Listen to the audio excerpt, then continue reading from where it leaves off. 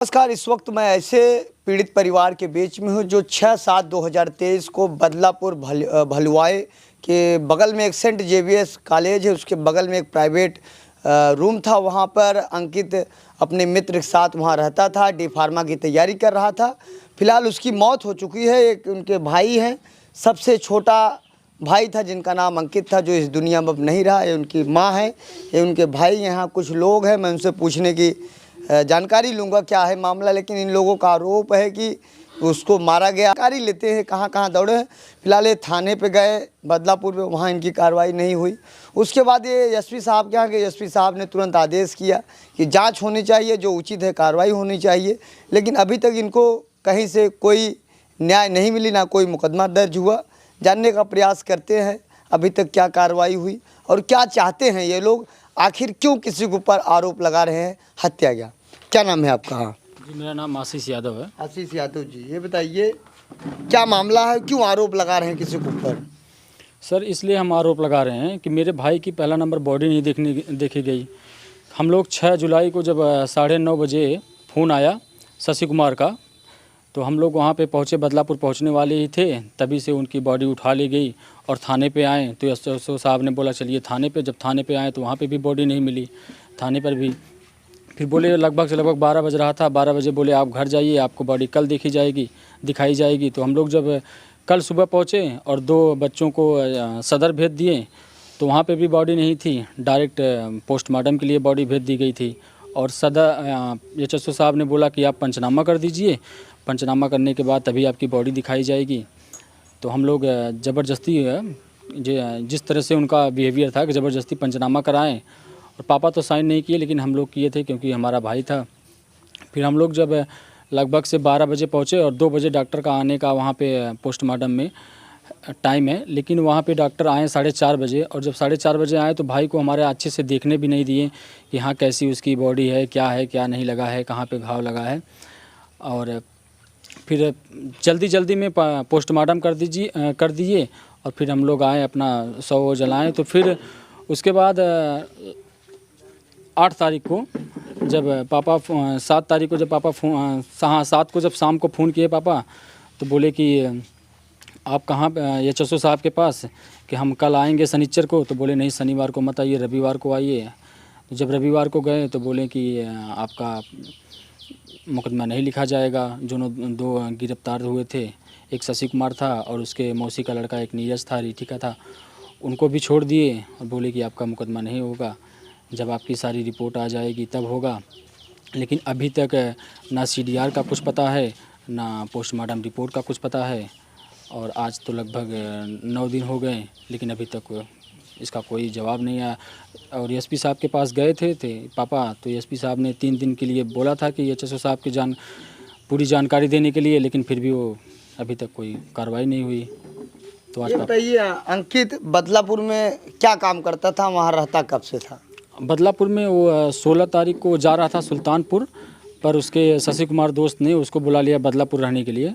और वो बदलापुर 16 तारीख से था, 16 तारीख से पहले नहीं था वो बदलापुर।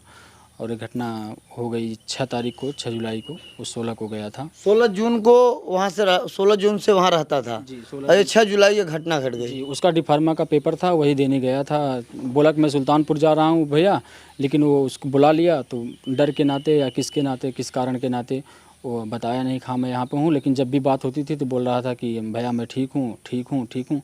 बस इसी में ऐसी दुर्घटना घट गई कि उसकी दुर्घटना क्या, उसकी हत्या की गई है कुछ लोगों की साजिश के तौर पे।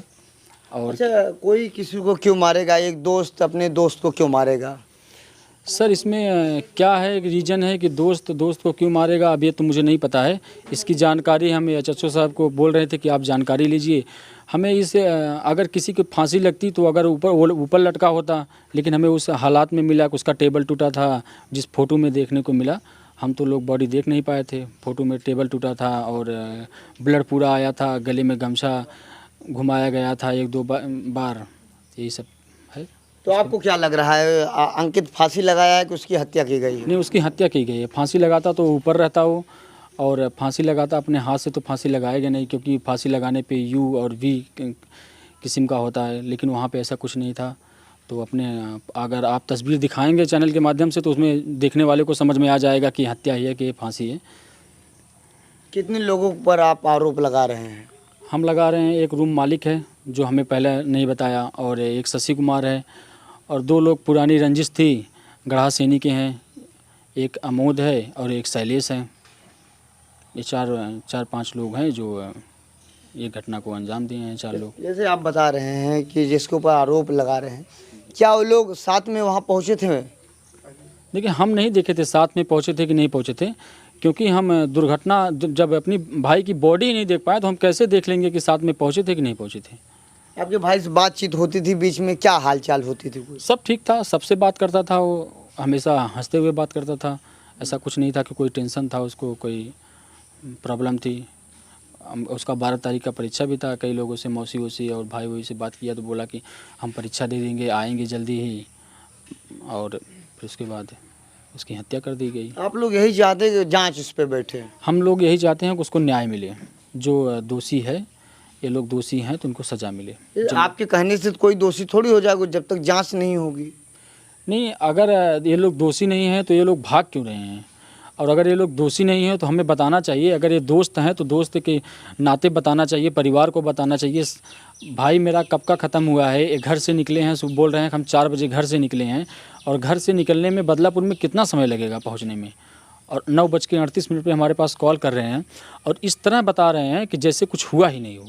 क्या बता रहे थे? बता रहे थे कि हम आए और हमारे आने के बाद दरवाज़ा अंदर से बंद था, लेकिन पूछताछ पे वहाँ के लोग बता रहे हैं कि दरवाज़ा बाहर से बंद था, और ये बता रहे हैं कि अंदर से बंद था, और हम तो उस घटना पे पहुँच नहीं पाए थे। पुलिस प्रशासन पहले ही खोल के सब कुछ देख ताक के अपना कर दी थी। तो हम लोग उस घटना पे कल हम लोग सुबह पहुँचे थे, जब बॉडी सॉडी सब उठा लिए थे लोग, तब बॉडी भी नहीं देखने को मिली। आप यही चाहते हैं कि उस पर जांच बैठे, अगर ये दोषी हैं तो कार्रवाई होनी चाहिए? दोषी हैं तो कार्रवाई होनी चाहिए, यही आप चाहते हाँ हैं? जी जी।